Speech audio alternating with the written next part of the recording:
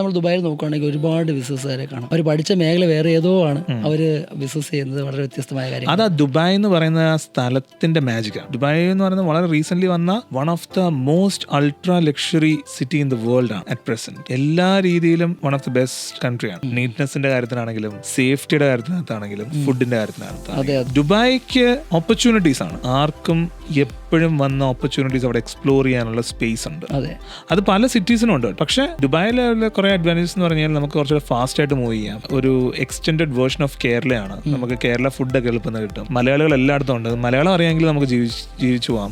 അങ്ങനത്തെ സിറ്റുവേഷൻ നമുക്ക് വേറെ പല സിറ്റീസിലും നമുക്ക് മലയാളീസിന് കിട്ടില്ല, അല്ലെങ്കിൽ ഇന്ത്യൻസ് as such കിട്ടില്ല. പിന്നെ അത് നമ്മളെ വളരെ അടുത്താണ്. നമുക്ക് ഇവിടുന്ന് 4 മണിക്കൂർ ഉണ്ടെങ്കിൽ ദുബായ് എത്താം. നമുക്ക് ഇവിടുന്ന് മുംബൈ എത്തുന്നതിനേക്കാളും അധികം ഫ്ലൈറ്റ് കണക്ടിവിറ്റി ഉണ്ട് താനും. ഇപ്പൊ ദുബായിൽ വരുമ്പോഴത്തേക്ക് ഇപ്പൊ ചിലവർ വരുന്നത് അവിടെ ഒരു അക്കൗണ്ടന്റ് ആയിട്ടായിരിക്കും. അക്കൗണ്ടന്റ് ആയിട്ട് വന്നു കഴിയുമ്പോഴായിരിക്കും അവർ ആ മേഖലയിലുള്ള ഐഡന്റിഫൈ ചെയ്യുന്നത്, ഒരു ഓപ്പർച്യൂണിറ്റി ഐഡന്റിഫൈ ചെയ്യുന്നത്. അപ്പൊ അവർക്ക് അത് അവിടെ കൺവിൻസ്ഡും ആണ്. കാരണം അവർ ഓൾറെഡി പ്രൂവൺ ആയിട്ട് കാണുന്നുണ്ടല്ലോ. അപ്പൊ അവർക്ക് എളുപ്പം ക്രിയേറ്റ് ചെയ്യാൻ പറ്റും. അങ്ങനെ അവർ എളുപ്പം അവിടെ പാഷൻ ഉള്ളവർ അത് ഐഡന്റിഫൈ ചെയ്യും. പാഷൻ ഉള്ളവർ. അത് എത്രയോ അക്കൗണ്ടന്റ്മാരുണ്ട്, അല്ലെങ്കിൽ എത്രയോ ആൾക്കാരോട് ജോലി ചെയ്ത് മാത്രമായിട്ട്. കേരളത്തിലെ ഏറ്റവും റിച്ചസ്റ്റ് പേഴ്സൺ, കേരളത്തിലെ സെക്കൻഡ് റിച്ചസ്റ്റ് പേഴ്സൺ, കേരളത്തിലെ തേർഡ് റിച്ചസ്റ്റ് പേഴ്സൺ, ഇവരെല്ലാവരും ദുബായിൽ നിന്നാണ്. ഇതുപോലെ തന്നെ മറ്റു മേഖലകളിൽ, അല്ലെങ്കിൽ പ്രത്യേകിച്ച് ഒരു മേഖലയൊന്നും അല്ലാതെ അവിടെ ചെന്ന് കണ്ടെത്തി ഒക്കെ ആയിട്ട് മുന്നേ അവരുടെ ബിസിനസ്സുകൾ വേറെ പലയിടത്തോട്ടും പടർന്ന് പന്തലിച്ച് കിടക്കുന്നുണ്ട്. പക്ഷെ അവർ ബേസ് ചെയ്തിരിക്കുന്നത് ദുബായിലാണ്. അപ്പൊ അതൊരു ഡിഫറെന്റ് സ്റ്റോറിയാണ്. അതൊരു ഡിഫറെന്റ് സ്റ്റോറിയാണ്.